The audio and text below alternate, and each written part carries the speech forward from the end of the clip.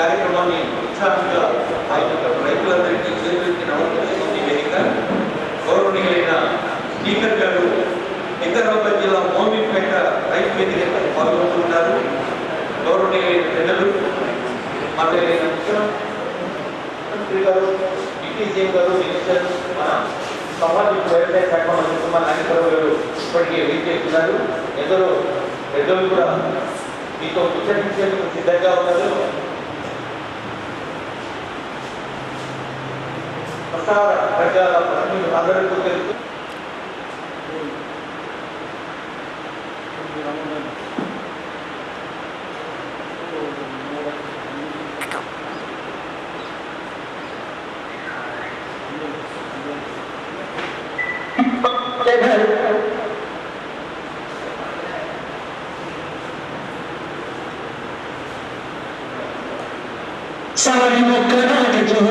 తప్పకుండా 20-25 రోజులకి మనము కెనారిస్ ఎక్స్ట్రా అనేటువంటి కలుపు మందును ఈ మొక్కజొన్న వేసిన రైతులందరికీ ఇవ్వడం జరిగింది. ఎకరాకి 1400 ml.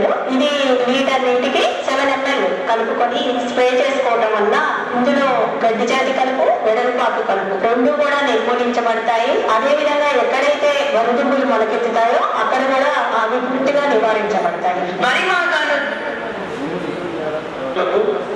రాష్ట్ర వ్యాప్తంగా ఉన్న రైతులందరికీ కూడా మరోమారు స్వాగతం పలుకుతూ, గౌరవనీయులైన ముఖ్యమంత్రి రైతుకు భరోసా రేవంత్ అన్న మాటను 1,00,000 కోట్లకు మించిన వ్యవసాయదారులకు ఆర్థిక సహాయాన్ని అందించి ధనం, ధాన్యం, బహుపుత్ర లాభం అన్నారు ఆశీర్వచనంలో.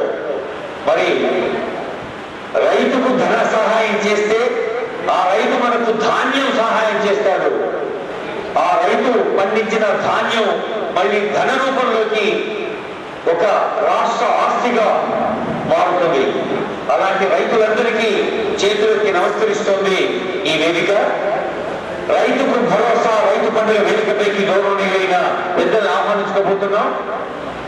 రాష్ట్ర వ్యవసాయ శాఖ కార్యదర్శి సీనియర్ ఐఏఎస్ అధికారి రమణారావు సార్ సూచన మేరకు పెద్దలందరినీ వెంచవచ్చుగా రిక్వెస్ట్ చేస్తూ ఉన్నాం.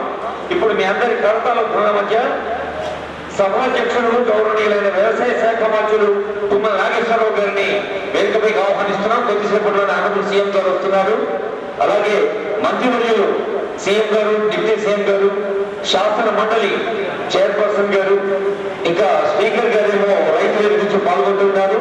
గౌరవ మంత్రులు శ్రీధర్ బాబు గారు, ఉత్తమ్ కుమార్ రెడ్డి గారు, దామోదర్ రాజనరసింహారెడ్డి గారు, కోమటిరెడ్డి వెంకటరెడ్డి గారు, గౌరవ వైద్య ఆరోగ్య శాఖ మంత్రులు దామోదర్ రాజనరసింహ గారు, పొంగులేటి శ్రీనివాస్ రెడ్డి గారు, పొన్నం ప్రభాకర్ గారు, కొండా సురేఖ గారు, డాక్టర్ ధనస నరసయ్య సీతక్క గారు, జూబలి కృష్ణారావు గారు, శ్రీ గడ్డం వివేక్ వెంకటస్వామి గారు, అడ్డూరు లక్ష్మణ్ కుమార్ గారు, వాకిటి శ్రీహరి గారు, అలాగే planning board vice chairman Chinnareddy గారు, ఇంకా ఇద్దరు పెద్దలు వేదికపైకి వేచి ఉన్నారు. అలాగే కేంద్ర మంత్రులు పెద్దలందరినీ స్వాగతిస్తున్న వేదిక ఆనరబుల్ ఎంపీ రాజ్యసభ అనిల్ కుమార్ యాదవ్ గారు, విప్ ఆది శ్రీనివాస్ గారు, విప్ పీరు అయ్యయ్య గారు, అలాగే మరొక విప్ పెద్దలు పట్నం మహేందర్ రెడ్డి గారు, అలాగే మేయర్ గారు, డిప్యూటీ మేయర్ గారు, డిప్యూటీ స్పీకర్ గారు, వైస్ చైర్మన్ లెజిస్లేటివ్ కౌన్సిల్ గారు, ఆనరబుల్ ఎంపీస్ అందరినీ స్వాగతిస్తూ, ముఖ్యంగా పెద్దలు గౌరవనీయులైన వేర్ నరేంద్ర రెడ్డి గారు, చీఫ్ అడ్వైజర్ ఆనరబుల్ సీఎం గారు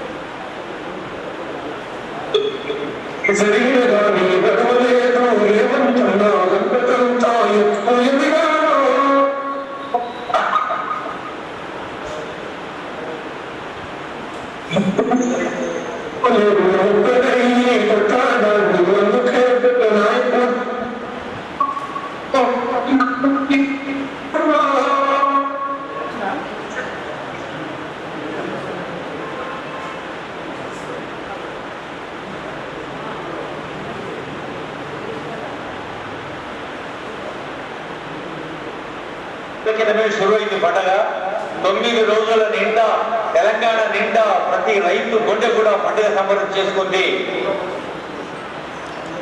ఎన్నడూ లేని విధంగా చారిత్రాత్మకంగా 9 రోజులు 9,000 కోట్లు వానాకాలం రైతు భరోసా.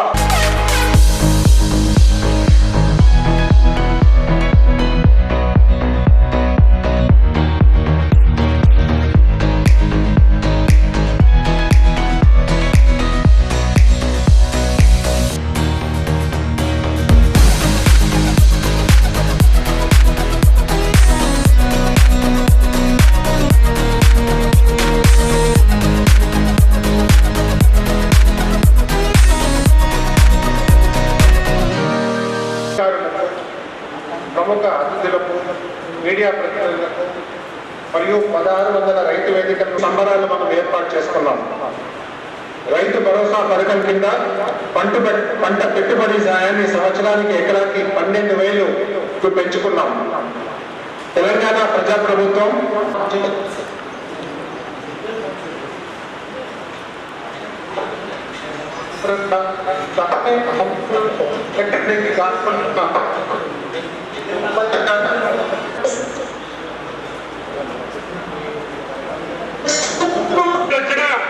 రైతాంగాన్ని మరవకూడదు. రైతాంగం సుభిక్షంగా ఉంటేనే దేశం సుభిక్షంగా ఉంటుందని రాజీవ్ గాంధీ గారు ఇచ్చినటువంటి సూక్తులకు అనుగుణంగా ఆయన పాదాల చెంతన ఈనాడు ఇది మనం చేసుకునే సంబరాలు కాదు, ప్రభుత్వం చేసేటటువంటి సంబరాలు కాదు. పొలాల్లో గట్టుల మీద చేలల్లో రైతులు చేస్తూ ఉంటే ఆ రైతు సంబరాల్లో భాగం పంచుకునేటట్టుగా ఈ ప్రభుత్వ అధినేత రేవంత్ గారి ఆధ్వర్యంలో మేమందరం మీ ముందు కూర్చున్నామని చెప్పి ఈ సందర్భంగా మనం చేస్తున్నాం. అందుకని ఈనాడు కొంతమంది కళ్ళు పుడతా ఉంది, కొంతమంది కడుపు ఉప్పిపోతా ఉంది, కొంతమంది కళ్ళల్లో నొప్పులు పోసుకుంటున్నారు. ఎందుకో తెలియదు. కేంద్రంలో ఉన్న ప్రభుత్వ అధినేతలు కూడా ఇంకా అది చేయలేదు, ఇది చేయలేదు, రుణమాఫీ పూర్తి కాలేదు. ఆ ముఖ్యమంత్రి గారు పార్టీ అదేవిధంగా మేము కూడా మళ్ళీ యొక్క రైతు భరోసా ఇవ్వాలని చెప్పి ఆనాడు గత ప్రభుత్వాలు ఎన్నికల పేరు చెప్పో, ఎన్నికల కోడ్ చెప్పో నా తప్పు కాకుండా వాసయ్యేదాకా కూడా ఇవ్వనటువంటి పెద్దలు ఈనాడు మా రైతు భరోసాను విమర్శిస్తున్నారు. అది గతంలో చూసుకుంటే 18లో మొదలుపెట్టినటువంటి రైతు బంధు ఏనాడు కూడా 4 నెలలు 5 నెలలకి తక్కువ ఎక్కువ వేయలేదు.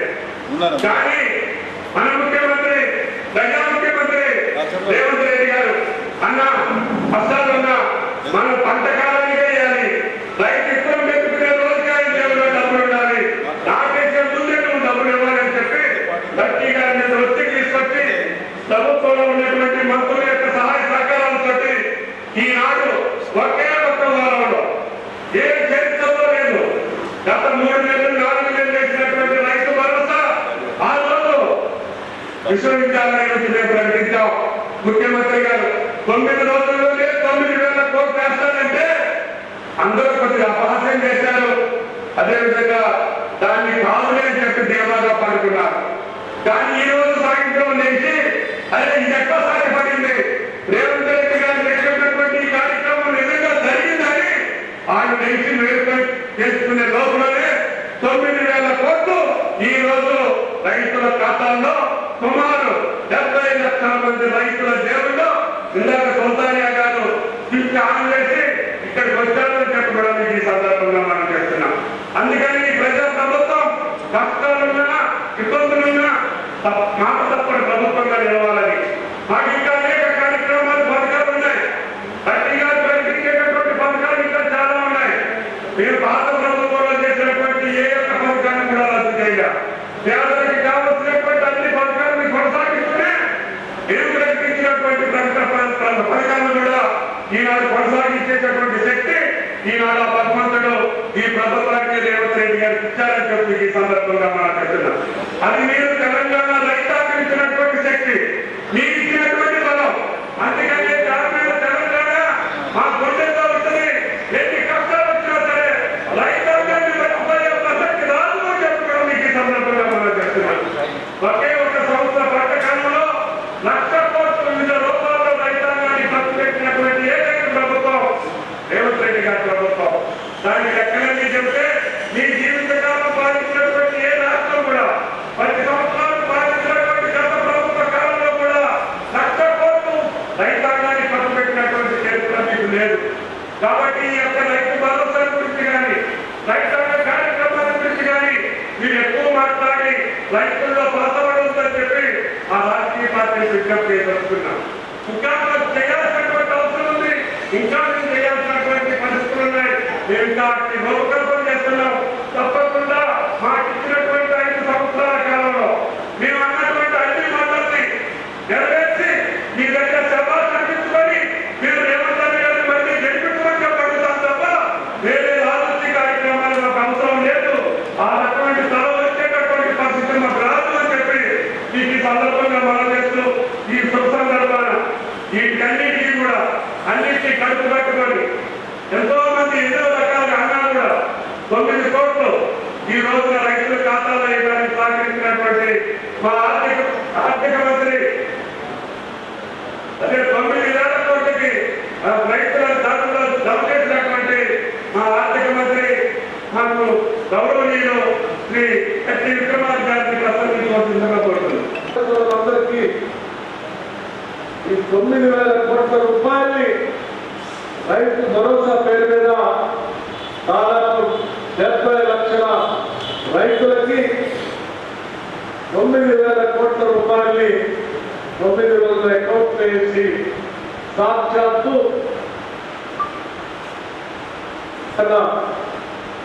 రాజీవ్ గాంధీ గారి పాదాల సాక్షిగా ఈ రాష్ట్రంలో ఉన్నటువంటి రైతాంగ సోదరులు అందరూ కూడా ఈరోజు 9,000 కోట్లు వేస్తున్నందుకు రాష్ట్ర ప్రభుత్వం తరఫున అందరి తరఫున నేను సంతోషిస్తా ఉన్నాను, గర్విస్తా ఉన్నాను కూడా.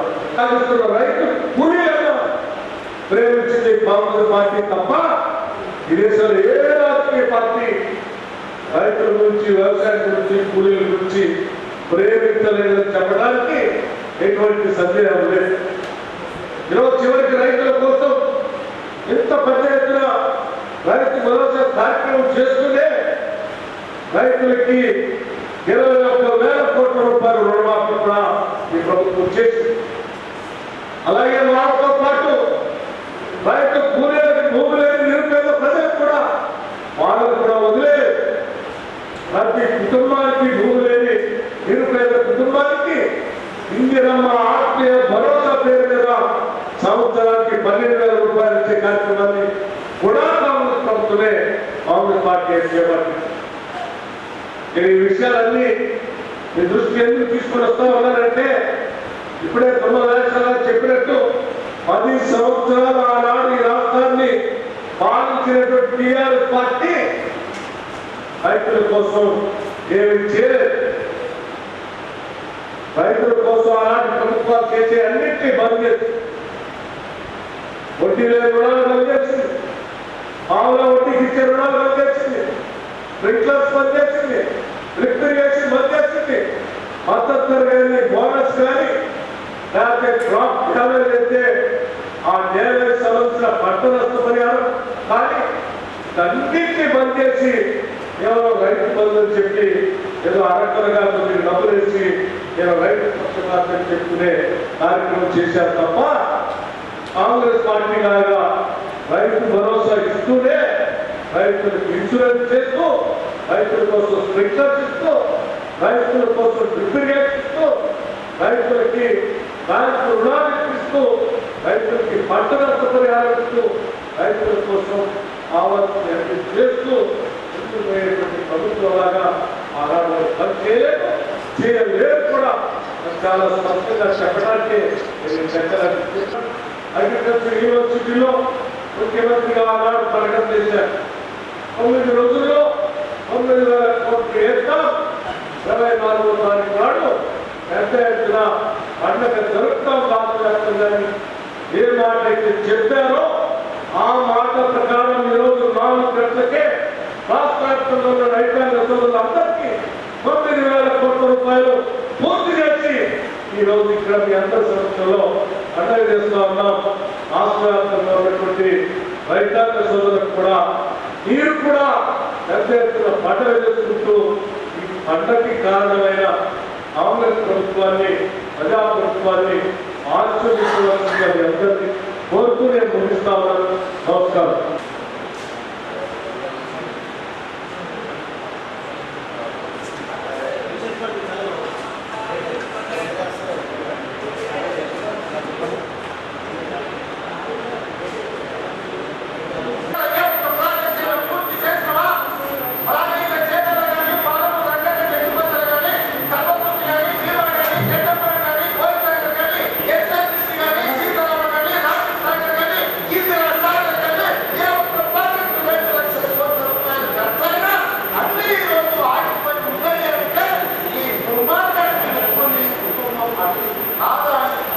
చంద్రశేఖరరావు ఆనాడు సోనియమ్మ తప్పించి కాదు దండ పెట్టి కడుపులో తలకాయ పెట్టి నీతో చేస్తాను అప్పట్లో చెప్పి నా దేశం నుంచి నాటి బజార్లో మోసం చేసిన చరిత్ర మీరైతే తెలంగాణ ఇచ్చిన సోనియమ్మ కంటగా నిలబడాలి.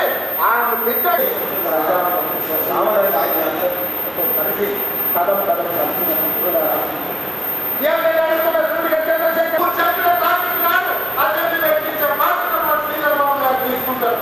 నువ్వు నేను చెడ్డ పోరాడు జనంలో తెలంగాణకు అన్యాయం చేసేవారు రామయ్య సేవలను తరలించేలా చెప్పుకుంటూ చూస్తున్నవాడు ఇలా గోదావరి పంపించేశారు.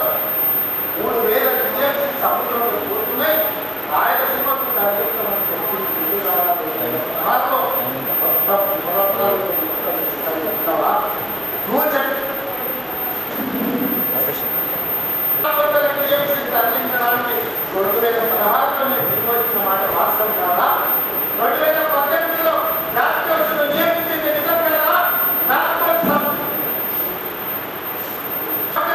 తరలించడానికి ప్రాజెక్టు నిర్వహించిన మాట వాస్తవం కాదా? ఇవన్నీ ఈ నాటకంలో పూర్తిగా పోయి ఉచిత సలహాలతో ఈరోజు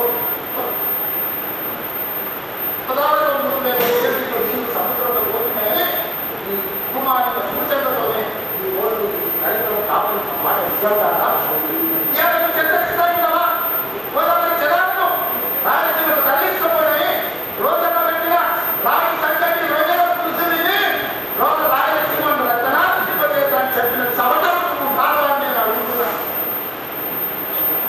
నీకు జీవితం ఇచ్చి నీకు బతకడానికి నీళ్ళిచ్చి నీకు ప్రజాప్రతినిధిగా చేసి తెలంగాణ ముఖ్యమంత్రి చేసే తెలంగాణ ఎడారిగా మార్చి వందలాది గోదావరి టీఎంసీల నీళ్లను రాయలసీమకు తరలించమని చెప్పింది కాదా? ఇవాళ సిద్ధంగా ఉన్నావా? నేను అనుకున్న చంద్రశేఖరరావు గారు ఈ మంది వాళ్ళతో మాట్లాడించడం కాదు, ఈ శనీశ్వరుడైన అల్లుతో మాట్లాడించడం కాదు. నేను సిద్ధంగా ఉన్నా. గోదావరి పంకజల ప్రాజెక్టు మీద చర్చగా స్పీకర్ గారికి ప్రధాన ప్రతిపక్ష నాయకుడిగా లేఖ రాయి శాసనసభ సమావేశాలు పెట్టడం, ఎదురెదురుగా నిలబడడం, మాట్లాడడం, ఎవరి విధానం ఎవరి జీవనము ఎవరి తెలంగాణను ప్రతిపాదించిందో ఎవరు తెలంగాణ కోరిక చేసిందో ఎవరు కాళేశ్వరం గారి భూలేశ్వరం చర్చ చేయడానికి సిద్ధంగా ఉన్నావా? ఒకరోజు గోదావరి మీద చర్చిద్దాం, రెండో రోజు కృష్ణానది జలాల మీద చర్చిద్దాం. ఉమ్మడి రాష్ట్రానికి ఆనాడు పచ్చరంతో చెప్పినారు 811 టీఎంసీలు ఏకంగా కేటాయిస్తే 811 టీఎంసీలలో తెలంగాణ రాష్ట్రం విడిపోయినప్పుడు నువ్వు పోయి చంద్రబాబు నాయుడు దగ్గర పోయి సంతకం పెట్టి 512 టీఎంసీలు ఆంధ్రప్రదేశ్ తీసుకొని 299 టీఎంసీలు నాకు సరిపోతాయి సంతకం పెట్టింది నువ్వు కాదా? ఇవాళ కాగితాలను శాసనసభ ముందు పెడతా నువ్వు చర్చకు సిద్ధంగా ఉన్నావా? అదేంటనే కూడా కాగితాలు రాసుకొని పంపకాలు చేసుకున్నా. 299 టీఎంసీ నీళ్ళు ఎన్నాడు వాడాలి? 200 టీఎంసీ కూడా నిజంగా ప్రతి సంవత్సరం వాడాలి. ఏ దానికి కూడా 48% పరివాహక ప్రాంతం తెలంగాణ ప్రాంతంలో ఓన్లీ 32% ఆంధ్రప్రదేశ్లో. ఆ లెక్క ప్రకారం విధానంలో 555 టీఎంసీలు తెలంగాణ రాష్ట్రానికి కావాలి. కానీ ఆంధ్రప్రదేశ్ 512 టీఎంసీలు ఇచ్చి తెలంగాణకు కేవలం 299 టీఎంసీలు సంతకం పెట్టి శాశ్వతంగా తెలంగాణకు మరణ శాస్త్రం రాసింది చంద్రశేఖరరావు.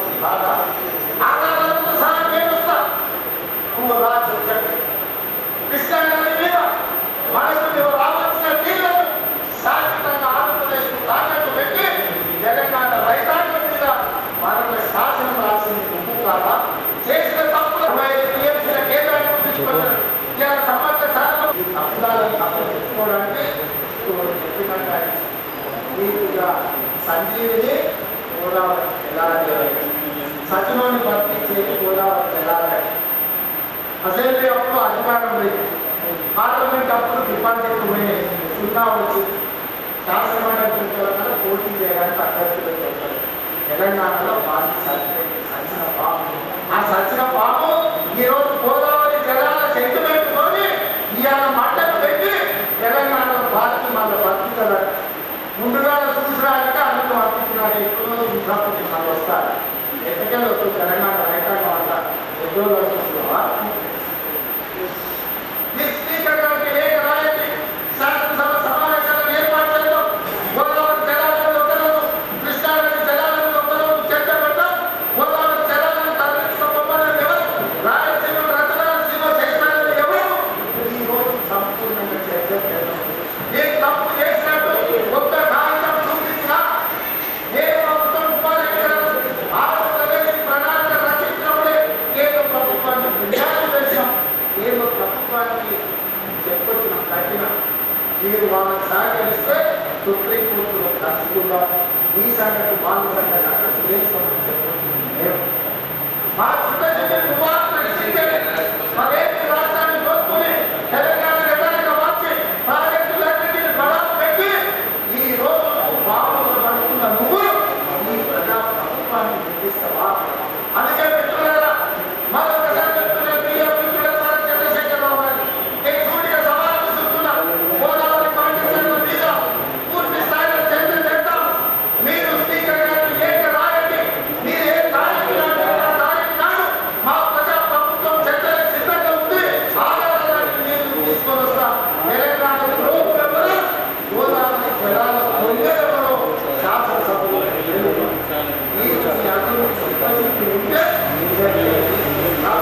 అప్పుడు మాట్లాడే తప్ప అప్పుడు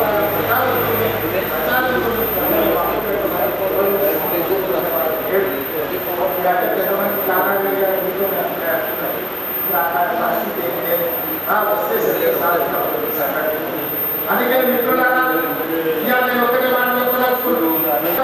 యువతులైన కొట్లాడటం ఈ తెలంగాణ రైతాంగానికి వ్యవసాయాన్ని లాభసాటిగా చేసే వరకు మా ప్రభుత్వం అండగా నిలబడుతుంది. ఈ రైతాంగ ఆశీర్వాదం ఉన్నోడే రాజైతాడు, ఈ రైతులు తిరస్కరించినోడు ఎవడైనా రావణుడైతాడు. అందుకే రావణాసుడు అయిపోయి బాబుతో నిద్రపోతున్నాడు. ఇవాళ రైతులు రాజు చేసే ప్రభుత్వం వేదిక మీద ఉన్నది. ఇంత మంచి కార్యక్రమాన్ని ఏర్పాటు చేసి తెలంగాణ రైతాంగంతో మాట్లాడడానికి అవకాశం కల్పించిన వ్యవసాయ శాఖ, ఆర్థిక శాఖకు మనస్ఫూర్తిగా